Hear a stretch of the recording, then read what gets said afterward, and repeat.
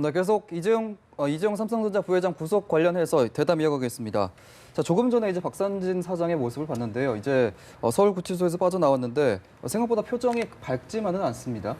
네, 그렇습니다. 뭐 상당히 굳어 있었고요. 예. 그리고 취재진이 뭐 여러 질문을 던졌는데 아무 말도 하지 않았습니다. 예. 뭐 예상했던 결과였냐, 뭐 심정이 어떠냐, 뭐 안에 같이 있었던 이재용 부회장이랑 얘기를 했냐, 뭐 이런 질문에 대해서 아무 말도 하지 않았거든요. 예.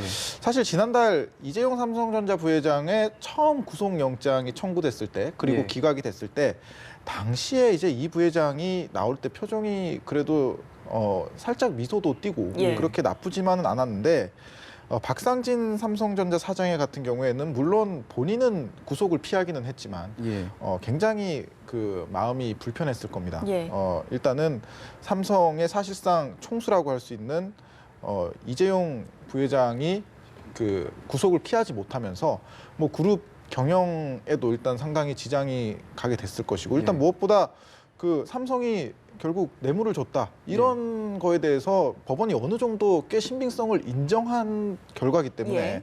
뭐 삼성이 그런 또 글로벌 기업이다 보니까 다른 나라에서 사업을 하는데도 상당히 부정적인 영향을 미칠 수 있고 그렇기 때문에 뭐 굉장히 표정이 굳을 수밖에 없었고요. 사실 뭐 저 장면이 좀 전에도 말씀드렸다시피 지금 삼성의 분위기를 뭐 그 압축해서 보여주는 게 아닌가. 아마 예. 어젯밤에도 대부분의 삼성의 뭐 임원들은 꼬박 밤을 지새웠을 것 같은데 뭐 망연자실한 그런 표정이라고 할 수 있겠죠. 뭐 저런 심정이 아닐까 그렇게 삼성 생각이 측에서 됩니다. 이제 전략을 마련할 때 박상진 사장도 좀 큰 역할을 하지 않았습니까?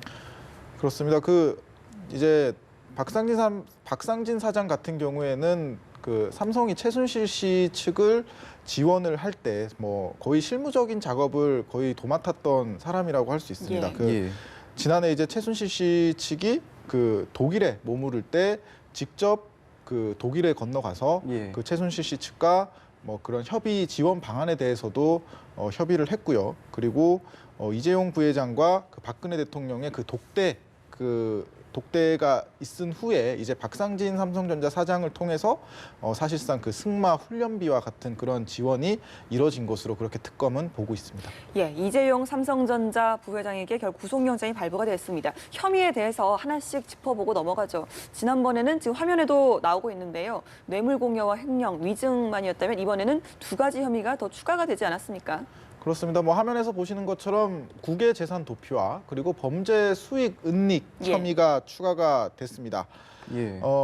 이제 뭐 삼성이 지난해 최순실 국정농단 의혹이 불거졌을 때 그 명마를 우회 지원을 하고 예. 그 우회 지원을 한 그런 정황이 추가로 그 포착이 됐는데 특검에게 국외 재산 도피 같은 경우에는 그런 당국의 신고 없이 독일에 있는 최순실 씨 측에 돈을 지원을 했다라는 점에서 국외재산 도피가 적용이 됐고 범죄 수익 은닉 역시 마찬가지입니다. 그런 명마 지원을 다른 이명 계약을 통해서 뭐 했다는 것을 특검이 의심하고 있거든요. 그렇기 예. 때문에 저 두 가지 혐의가 추가로 됐고 사실 근데 주요 혐의는 역시 뇌물 공여입니다. 예. 그 위증이라는 물론 지난해 국회 청문회에서 위증을 했다는 그런 혐의가 있긴 하지만 이거는 뭐 부수적인 혐의, 예. 사실상 처벌 그런 수위가 높지 않은 혐의고요. 그런 뇌물 공여에서부터 그 뇌물을 공여를 하려면 그 돈을 회사에서 빼앗기 때문에 횡령 혐의가 적용이 된 것이고 또 그 돈을 외국에 넘기다 보니까 재산국외 도피가 적용이 됐고 범죄 수익 은닉 혐의가 적용이 된 것이거든요. 그렇기 때문에 뭐 법원에서도 뇌물 공여 혐의에 대해서 상당히 무겁게 봤기 때문에 오늘 구속영장 발부가 결정이 되지 않았나 하는 네. 생각이 듭니다. 예, 삼성 측에서는 사실 1차 영장 때와의 내용이 크게 다르지 않아서 뭐 비슷한 결과가 나오지 않을까 이렇게 예측을 하기도 했고 또 오늘 보니까 피의자 신문이 7시간 넘게 진행된 걸로 봐서 특검의 이 3주간의 그런 추가 수사가 아마 좀 효과가 좀 있었던 것 같아요. 네, 그렇습니다. 뭐 말씀하셨다시피 오늘 구속 전 피의자 신문, 그러니까 영장 실질 심사라고도 하는데 예. 무려 7시간 30분 동안 이뤄졌습니다. 어제 오전 10시 30분에 이 부회장이 법정으로 들어가서 오후 6시에 그 신문을 마쳤는데요. 그동안 뭐 저도 법조계를 취재를 하다 보면서 예. 여러 그런 주요 사건의 경우에도 주요 피의자가 이렇게까지 오랫동안 영장 실질 심사를 받은 적은 없었거든요. 예. 보통 1시간이고 예. 뭐 많아야 2시간, 3시간이었는데 그만큼 그 법정에서 그런 특검 수사 검사들과 삼성 측 변호인단의 그 이 부회장의 구속 필요성을 놓고 상당히 뜨거운 법리 공방이 벌어지지 않았나 이렇게 생각이 드는 부분이고요. 특검 역시 뭐 이번 이 부회장의 구속 영장 발부에 대해서 사실상 전력을 쏟았다 이렇게 볼 수 있을 것 같습니다. 뭐 예. 많은 분들이 아시겠지만 윤석열 수사팀장이 직접 법정으로 들어갔고 예. 그리고 뭐 대기업 수사를 많이 한 것으로 유명한 한동훈 부장검사도 직접 그 어제 영장 심사에 참여를 했거든요. 예.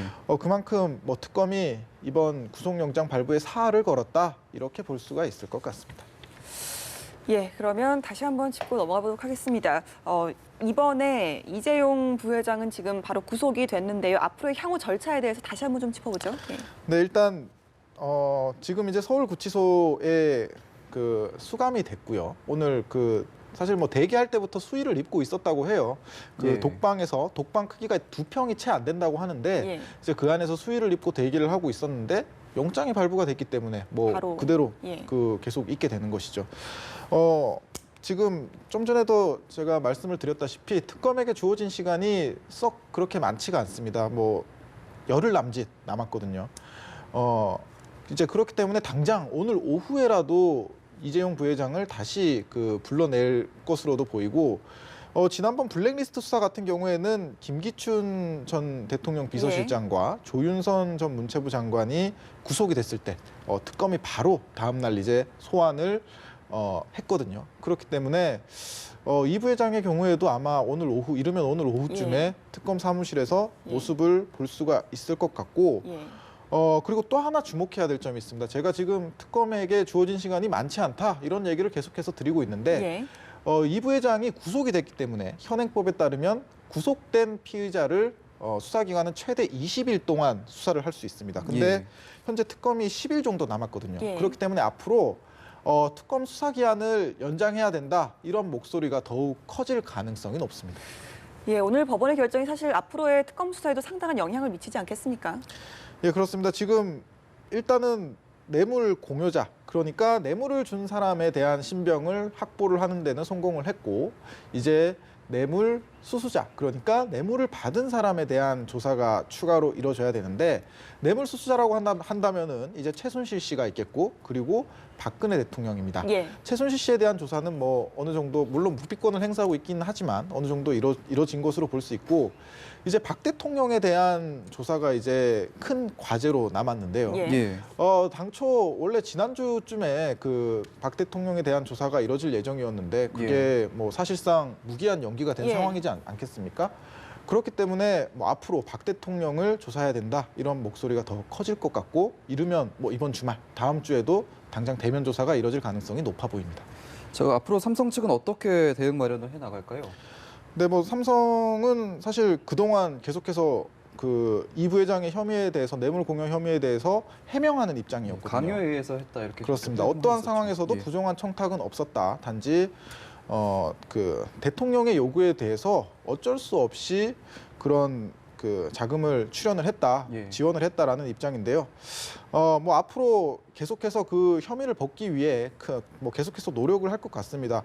사실 오늘 이재용 삼성전자 부회장이 구속이 되기는 했지만 이게 뭐 뇌물죄가 유죄가 됐다 이런 건 아니거든요. 예. 예. 어느 정도 신빙성이 좀 있어 보인다라는 거지.